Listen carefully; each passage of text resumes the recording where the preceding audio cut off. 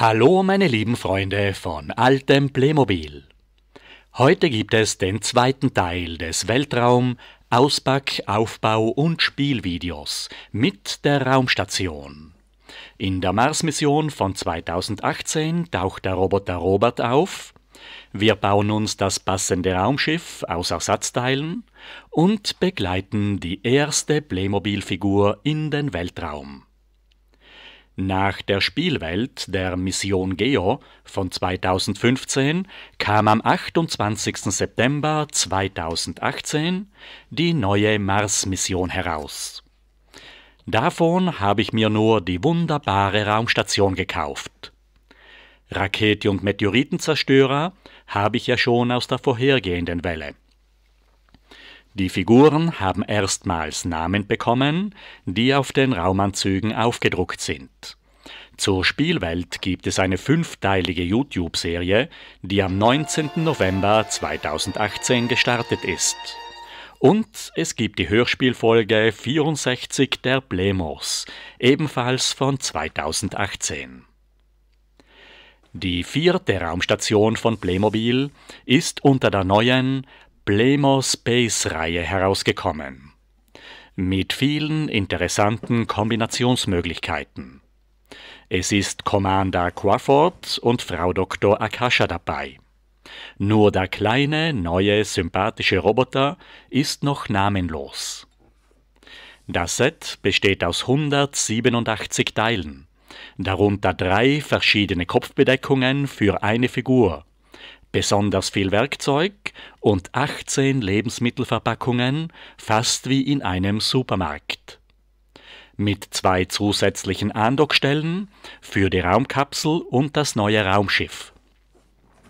Die Raumstation ist in einem großen Klappkarton eingepackt, den ich wieder nicht an den vorgezeichneten Stellen aufreiße, sondern ich löse den Heißkleber an 3 Seiten mit einem Bügeleisen und löse die Klebestellen mit einem Buttermesser.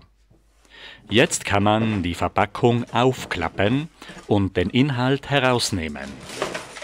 5 größere Teile liegen lose in der Schachtel, darunter die 2 verglasten Module.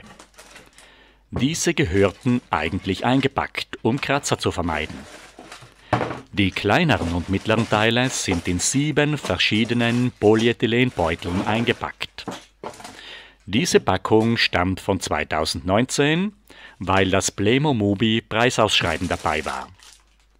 Dann ist noch der große, starre Polypropylenbeutel mit der Bauanleitung, Aufkleberbogen, Sortimentskatalog und noch 7 Kleinteilebeuteln. Nur die Werkzeugbeutel sollte man getrennt halten. Der Rest ist bunt gemischt, wie bei Playmobil üblich. Zum Schluss kommt noch ein Bündel Gummischläuche. Ich schneide jeden Beutel sauber mit einer Schere auf, weil beim Aufreißen leicht Teile herausspringen können.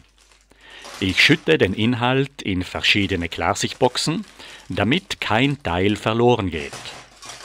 Man braucht die Teile nicht sortieren, weil es bei Playmobil sowieso keine Bauabschnitte mit nummerierten Töten gibt. Insgesamt ist die Fummelei mit den Beuteln und das Aufbauen bei Playmobil eher eine lästige Notwendigkeit, die die Spannung bis zum Spielen unnötig hinauszögert. Die 2 Astronautenfiguren haben Hosen mit Seitentaschen und Bergschuhe von der neuen Feuerwehr von 2014. Der Brustteil des Raumanzuges ist immer noch derselbe von 1999. Aber es gibt einen neuen Helm. Auf dem Visier zum Aufklappen ist der Name der Figur aufgedruckt, L. Crawford, für den Stationskommandanten. Es gibt einen neuen Rucksack, der mit einem System X-Stecker am Rücken des Raumanzuges befestigt wird. Und alle 3 Ventile des Luftschlauches werden am Rucksack und nicht mehr am Helm eingesteckt. Die bedruckten Ärmel, links und rechts, sind noch vom alten Raumanzug. In das Brustteil kommt ein Anschlussschlauch für ein Werkzeug. Jetzt haben wir Commander Crawford fertig und werfen nochmal einen Blick auf das bedruckte Visier. Die wissenschaftliche Leiterin, Frau Dr. Akasha, trägt einen weißen Raumanzug, aber ohne Rucksack und ohne Luftschläuche. Sie hat am Headset in die Ohrringkerbe eingesteckt. Ohne die Haare kann man den Raumanzug ausziehen. Und für jede Figur gibt es eine Schildmütze als alternative Kopfbedeckung und zusätzlich noch eine Stirnlampe. Auf dem Helmvisier steht Dr. Akasha. Als dritte Figur ist ein namenloser Roboter dabei. Man muss ihm zuerst den Kopf zurechtrücken und auch seine Augenbrauen hat er ziemlich verzogen. Er bekommt 2 elastische Antennen. Diese Figur wird ab 2020 zur Hauptperson der YouTube-Reihe Robot Knows. Immer noch mit dem Mars-Mission-Abzeichen auf der linken Schulter. Jetzt beginnen wir mit dem Aufbau der Raumstation.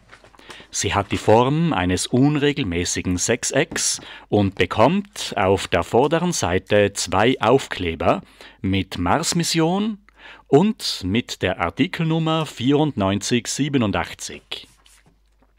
Innen sind die seitlichen Eckaufkleber im Cockpit eine ziemliche Fummelei. Wir haben noch die Tastatur eines Computerterminals mit einem klappbaren Bildschirm. Der Werkzeugstauraum besteht aus 3 blauen Schubladen.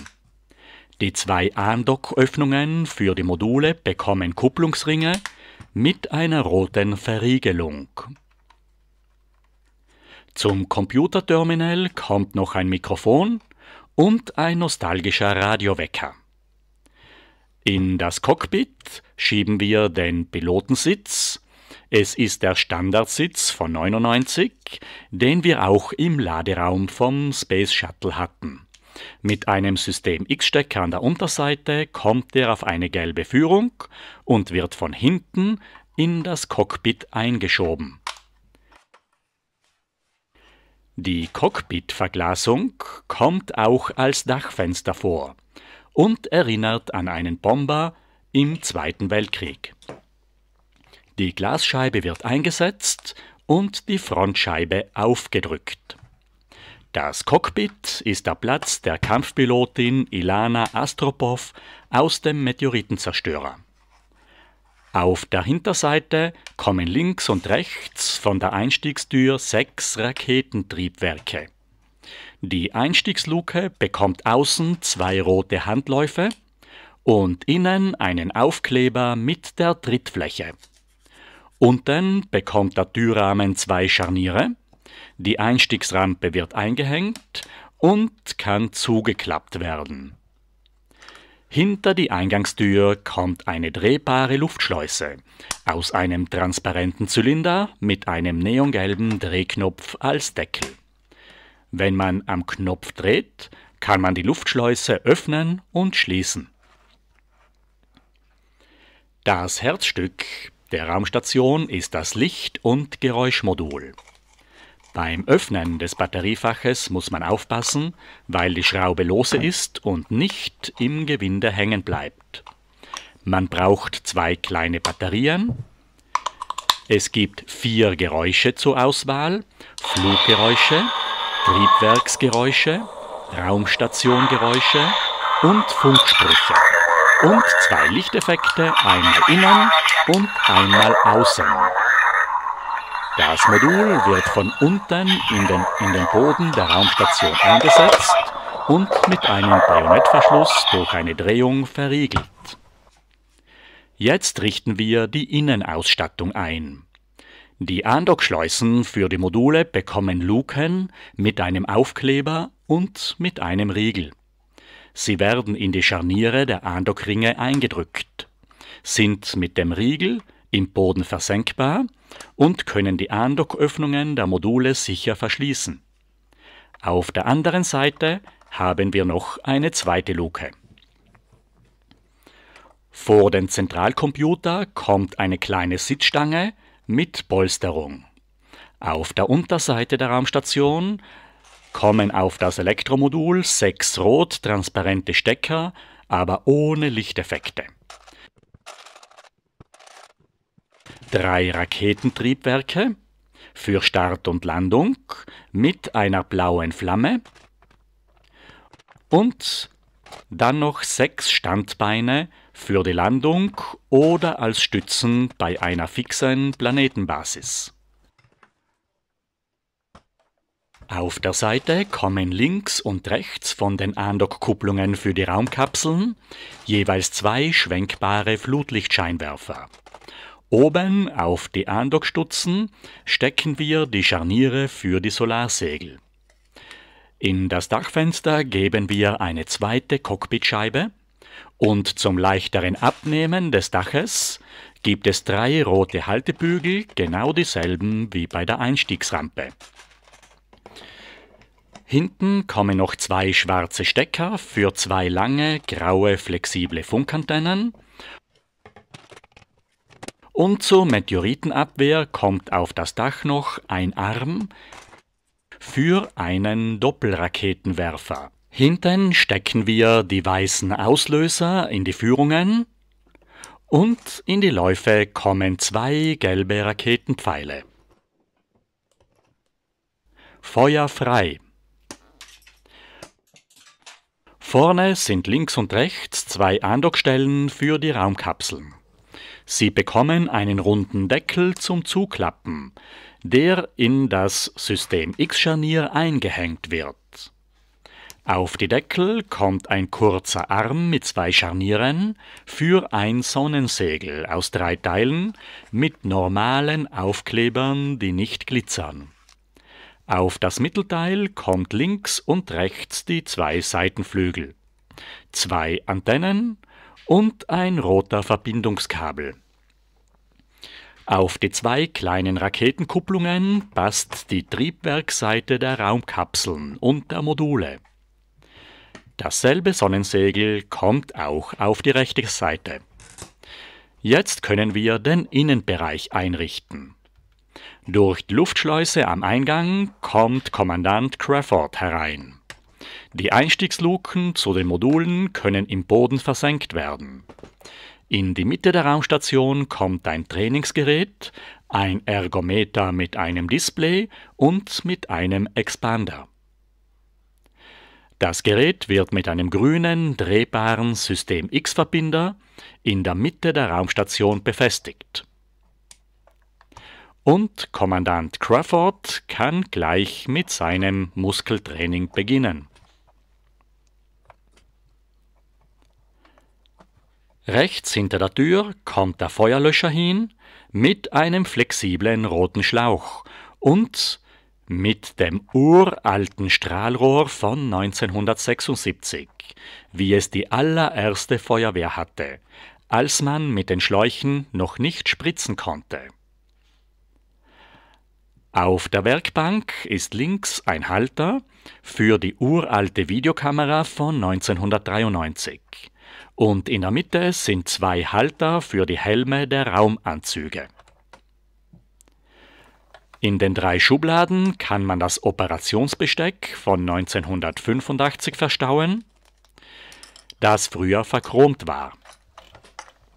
In die große Lade gebe ich die Ärmel der Raumanzüge und den 6-teiligen blauen Werkzeugsatz. Für die Einrichtung müssen wir noch 20 Kleinteile bekleben.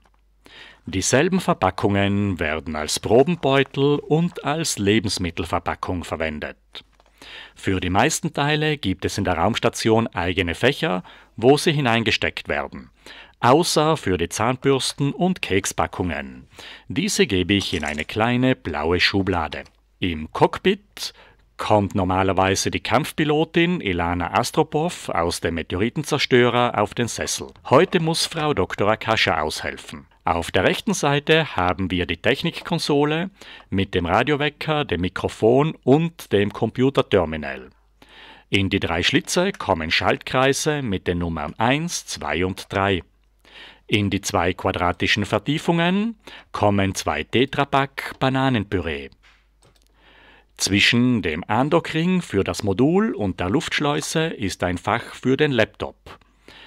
Ein großer und ein kleiner Probenbehälter und ein grüner Trinkbecher mit Strohhalmen. Die zwei Module werden mit der großen Öffnung an die Raumstation angedockt. Das Glasdach kann man aufklappen. Auf die kleine Raketenkupplung kommt eine Triebwerksdüse. Im Schlafmodul gibt es zwei gegenüberliegende Schlafplätze mit jeweils einem Computerbildschirm und einem Halter für einen Trinkbecher mit Strohhalmen. In den zwei Betten können sich die Figuren ausruhen. Alles links und rechts gleich für beide Schlafplätze. Das Modul wird Pfeil an die Andockstelle angesetzt und mit einer kleinen Rechtsdrehung festgedreht. Der rote Riegel rastet ein und muss beim Abnehmen wieder gelöst werden. Dieselbe Kupplung passt an den Zwischenring des Meteoritenzerstörers. Jetzt schließen wir die transparente Abdeckung und kommen zum zweiten Modul auf der anderen Seite. Es ist das Forschungslabor, wieder mit einem Raketentriebwerk auf der Außenseite. Nach dem Eingang gibt es rechts einen Hebel zum Festhalten. In die Vitrine legen wir zwei Eiskristalle und setzen den transparenten Klappdeckel auf. In der Mitte ist ein Notizblock aufgehängt mit einem Aufkleber und mit einem Mikroskop, das man auf der Arbeitsfläche an einen Halter einklemmen kann. In die drei Vertiefungen kommen Probenbehälter. Auf der anderen Seite haben wir drei Steuerpaneele mit Aufklebern und an die Wand kommen 5 verschiedene Pflanzen. Ein doppelter Salatkopf, Rübenblätter, ein Blattbüschel, Efeu und ein Blumenstrauß. In die Halter stecken wir 2 Packungen Wasser. Die Forscherin Frau Dr. Akasha hat hier ihren Arbeitsbereich. Wir docken das Labormodul an, setzen das Dach auf und die Raumstation ist fertig. Vorne sehen wir das schöne Cockpit. Links und rechts haben wir die Andockstutzen mit den Solarsegeln zum Aufklappen. Die Module haben eine Öffnung zum Aufdrehen. Auf der Rückseite ist die Luke für den Einstieg mit Rampe und Luftschleuse. Bei den angedockten Modulen können wir die Abdeckungen aufdrehen. Am Dach haben wir den Doppelraketenwerfer, immer bereit zur Meteoritenabwehr. Jetzt werfen wir noch einen kleinen Blick in den Innenbereich. Über die hintere Rampe kommt der Astronaut in die Luftschleuse. Mit einer halben Drehung gelangt er in den Innenraum. Die Raumstation schaut innen wie ein Raumschiff aus. Vorne ist das Cockpit mit dem Pilotensessel. Im Zentralbereich haben wir das Trainingsgerät, die verschiedenen Arbeitsplätze und die Einstiegsluken in die Module. Es sind 2 Module angekuppelt, einmal das Labormodul. Die Abdeckung öffnet sich, wenn man die transparente Hülle mit dem Triebwerk dreht. Das zweite Modul ist das Schlafmodul mit den 2 Betten, Computerbildschirmen und Getränkehaltern. Hier sehen wir nochmal die 3 Figuren, Kommandant, Forscherin und Roboter. Jetzt vergleichen wir noch kurz die neue Raumstation mit der alten von 1981. Sie hatte zwar keine Module, dafür aber einen größeren Zentralteil. Mit der großen, verchromten Radarantenne, mit dem Dreispitz auf der transparenten Kuppel zum Abnehmen. Innen gibt es Arbeits-, Sitz- und Schlafbereich, 2 Luftschleusen zum Aufklappen. Vorne ein großes Cockpit mit 2 Sitzen für den Steuermann und Navigator. In der Mitte der drehbare Führerstand für den Captain. Am Labortisch eine Gesteinswaage, in der Küche 4 verchromte Tassen. Zwischen den Luftschleusen eine Sitzecke mit einem Tisch und rechts die Koje. Links und rechts gibt es ein Raketentriebwerk, hinten 2 Rampen zum Ausklappen, die nostalgische Plemospace Computerschrift und das runde Logo mit den 3 startenden Raumschiffen. Über die Stufen können die Figuren in die Luftschleuse steigen.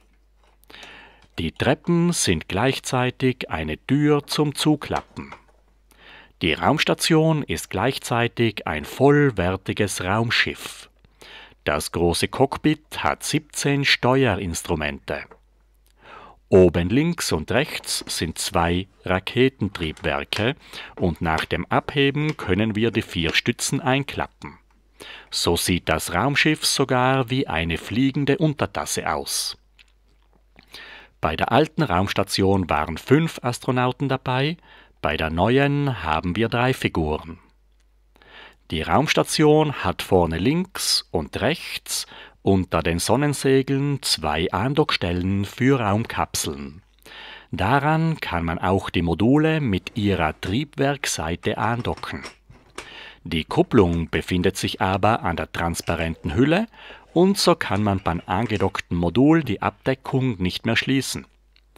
Auf den großen Andickring kann man die Raketenspitze aufsetzen. Jetzt drehen wir auch das zweite Modul um und die Raumstation bekommt ein ganz anderes Aussehen. Wir können natürlich auch die Raumkapseln umdrehen und an die großen Andockringe der Module ankoppeln. Jetzt haben wir an der Raumstation alle Andockteile umgedreht. Auf die Module kann man auch den Zwischenring des Meteoritenzerstörers aufsetzen und so 2 Module aneinander kuppeln. Das Problem ist hier nur, dass die große Kupplung am Körper des Moduls und die kleine Kupplung an der drehbaren Hülle ist. Das Triebwerk der Raumkapsel kommt auf die Hinterseite und wir haben ein schönes, langgezogenes Raumschiff mit dem Seitencockpit wie bei einem korellianischen Frachter.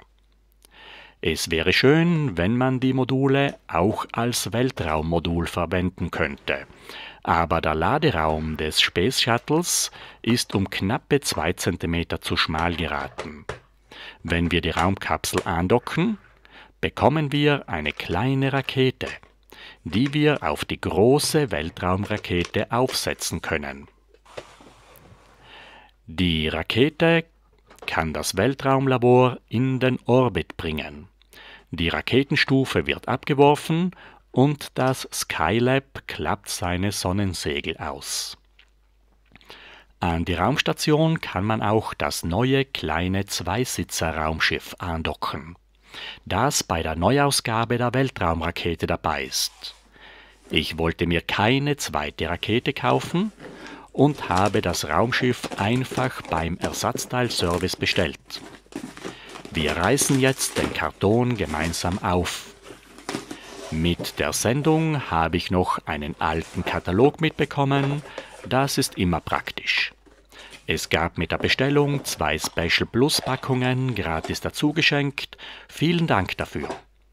Und in diesem Karton sind die bestellten Ersatzteile getrennt eingepackt. Hier nehme ich doch lieber ein Messer zum Öffnen. Jetzt kann ich den Druckverschlussbeutel mit den Ersatzteilen herausnehmen. Früher war es immer eine große Überraschung, weil häufig falsche Teile enthalten waren. In den letzten Jahren sind mir bei den Ersatzteilbestellungen keine Fehler mehr aufgefallen. Mit dem Raumschiff habe ich mir noch Ersatzteile für den Rentierschlitten von 2001 mitbestellt. 2 Rentiere mit Anspannung, kaum zum Glauben, dass es sogar noch die alte Trompete gibt. Das Raumschiff besteht aus 10 Teilen und ist mit wenigen Handgriffen zusammengestellt. Es hat schöne Bedruckungen außen und innen am Armaturenbrett. Hinten kommt in der Mitte das große und auf der Seite 4 kleine Raketentriebwerke. Wie immer in der Mitte das Blinklicht und darauf der Weichgummitriebwerksstrahl. Ich habe jetzt noch ganz vergessen, das Dachfenster in die Klappe einzusetzen. Wir kuppeln das Raumschiff an eine kleine Andockstelle der Raumstation an. Und jetzt setze ich noch das vergessene Dachfenster in die Dachluke ein. Es ist ein nettes, kleines Raumschiff mit einem großen Mars-Mission-Logo auf der linken und einem kleinen auf der rechten Seite, mit 7 kleinen Fenstern, innen für 2 Astronauten 2 Sitzplätze mit Haltegriffen. Rundherum viele Armaturen, vorne sogar schön bedruckt. Jetzt lassen wir 2 Astronauten einsteigen, die auf den Sitzen hintereinander Platz nehmen können. Wir schließen das Verdeck und können das Raumschiff auf die Weltraumrakete aufsetzen, anstatt der Raumkapsel. Die 4 kleinen Raketentriebwerke schauen außen vor. Wir werden mit diesem Raumschiff gleich die erste Playmobil-Figur ins Weltall zur Raumstation bringen. Im Oktober 2019 ist mir nämlich diese Sonderausgabe des italienischen Playmobil-Magazins am Zeitungsstand aufgefallen, allein wegen der Größe. Das übliche Comicmagazin mit der Sonderfigur des italienischen Astronauten Luca Parmitano und mit einer 36-seitigen Informationsbroschüre, erschienen am 2. Oktober 2019 zum Preis von 4,90 €. Es ist die Sonderausgabe zur Mission Beyond, eingeschweißt auf einem großen Kartonhintergrund. Ich öffne jetzt die Verpackung und ziehe die äußere Kunststofffolie ab. Das Paket enthält die Sonderfigur von Luca Parmitano, die auf 25.000 Exemplare limitiert ist.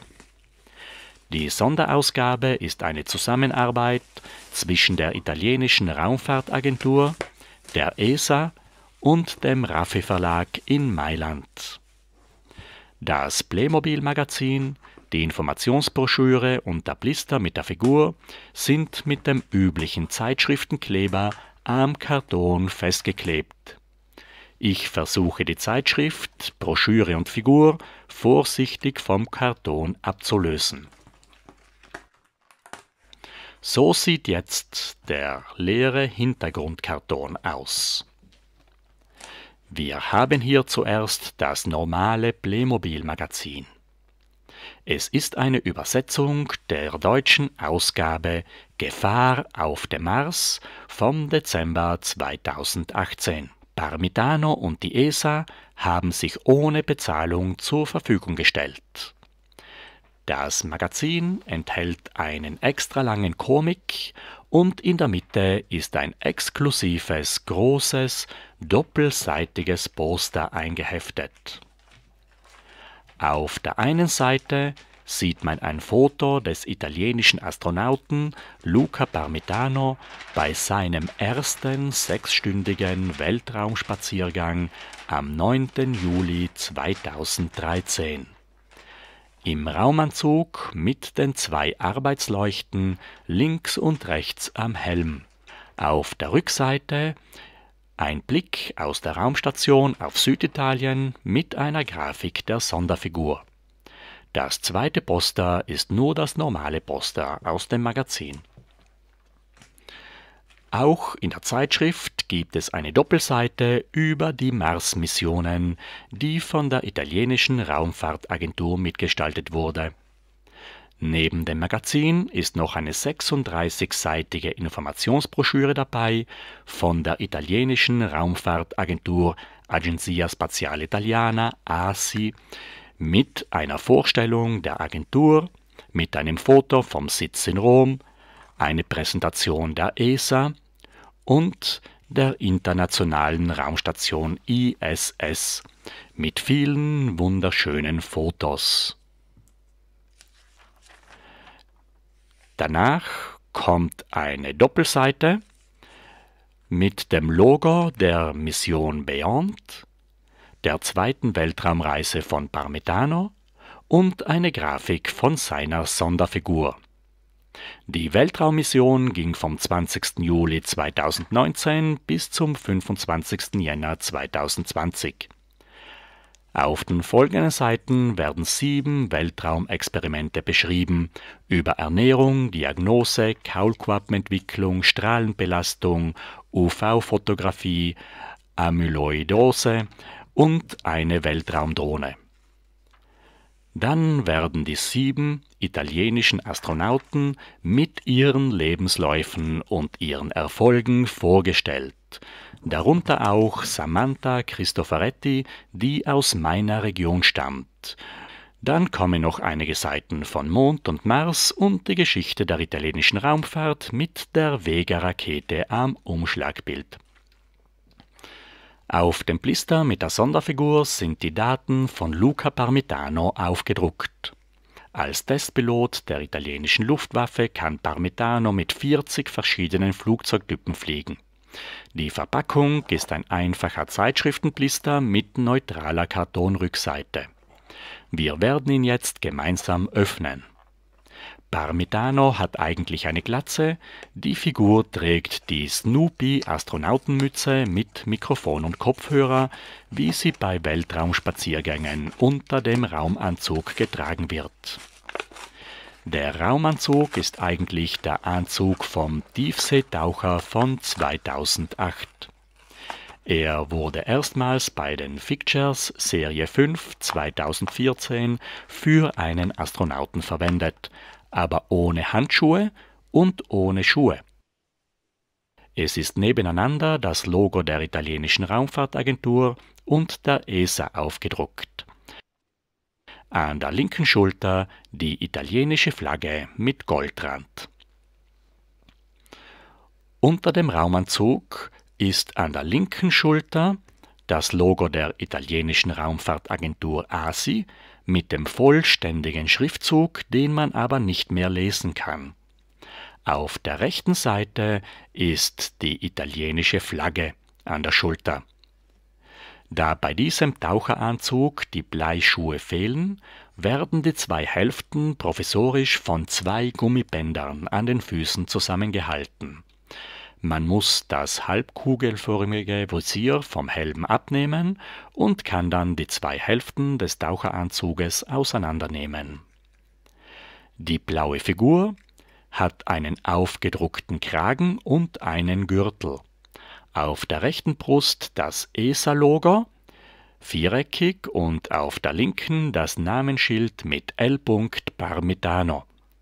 Die Figur trägt die schwarze Badehaube als sogenannte Snoopy-Astronautenmütze mit eingebautem Mikrofon und Kopfhörer, wie gesagt, unter dem Raumanzug wird sie getragen. Der Kopf ist von einer Schlüsselanhängerfigur mit einem Gewinde für eine Schraube. Die Beine haben einfache weiße Tennisschuhe von 1992. Diese Sonderfigur von Luca Parmitano ist die erste Playmobil-Figur im Weltraum. Wir werden jetzt unsere kleine Figur auf ihrer Weltraummission begleiten. 2 von diesen Sonderfiguren sind am 17. April 2019 mit der Mission NG-11 vom NASA-Weltraumbahnhof Wallops aus gestartet, mit dem unbemannten Versorgungsschiff Sirius auf einer Antares 230 Rakete. Am 19. April 2019 haben die 2 ersten Playmobil-Figuren die Raumstation ISS erreicht. Unsere kleine Figur ist mit dem Aufzug zum Raumschiff hochgefahren und steigt jetzt ein. Der Aufzug mit der Kontrollplattform fährt wieder nach unten und die Rakete kann jetzt starten. Nach dem Countdown hebt sie ab und bringt das Raumschiff ins All. Die erste Stufe mit den 2 Feststoff-Seitenboostern ist ausgebrannt und wird abgeworfen. Jetzt erreicht unsere Playmobil-Figur, die Raumstation. In Wirklichkeit war es die internationale Raumstation ISS am 19. April 2019. Am 1. Oktober 2019 hat sich Luca Parmitano dann mit einer Videobotschaft gemeldet und die Kinder ermutigt, ihre Leidenschaft und Träume zielstrebig zu verfolgen. And if you do have a dream, a passion, a project, you have to follow it with determination, because sometimes even the child's dream becomes true. Und er sagte, diese beiden Playmobil-Astronauten werden im Weltraum bleiben, damit alle zukünftigen Besucher des Außenpostens der Menschheit mit ihnen spielen, sie inspirieren und nutzen können, um Kindern etwas über das Leben im Weltraum beizubringen. Die Zusammenarbeit von Playmobil mit der Europäischen Raumfahrtagentur brachte im Dezember 2021 ein Mars-Promo-Pack heraus und im Januar 2022 ein Duo-Pack mit einem ESA-Astronauten und dem Roboter Robert. Der Doppelfigurenblister ist auch auf der Rückseite farbig bedruckt und im Hintergrund sieht man eine Marslandschaft. In der Verpackung haben wir den ESA-Astronauten mit seinem Taucheranzug, wie wir ihn schon bei der Sonderfigur von Luca Parmitano gesehen haben, und den Roboter Robert aus der Raumstation von 2018. Es ist noch ein Faltblatt dabei mit verschiedenen Informationen zur Robert Noos-Reihe und zum ESA Promo Pack. Robert hat das Mars-Missionslogo auf der linken Schulter. Der kleine Roboter Robert war die dritte Playmobil-Figur, die auf die internationale Raumstation gekommen ist, und am 27. Januar 2022 hatte es eine Robert-Noos-Folge mit dem deutschen Astronauten Matthias Maurer gegeben. Im Hintergrund sieht man hier noch die Figuren von Luca Parmitano. Der Astronaut hat ein großes, kreisrundes ESA-Logo auf seinem Taucheranzug. Am Rucksack sehen wir die Öse für den Kranhaken und die Anklickstellen für die Propeller, wie sie beim Tiefseetaucher verwendet wurden. Unter dem Taucheranzug haben wir genau dieselbe blaue Astronautenfigur wie bei Luca Parmitano, nur mit einem runden ESA-Logo auf der rechten Seite und am Namensschild steht einfach nur Astronaut.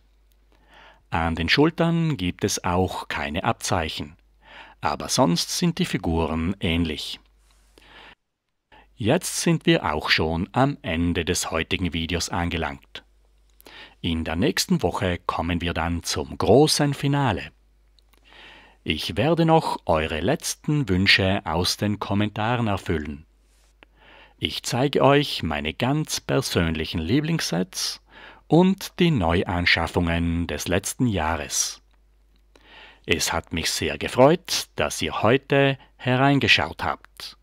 Ich wünsche euch ein schönes Wochenende und freue mich sehr darauf, wenn wir uns das nächste Mal wiedersehen.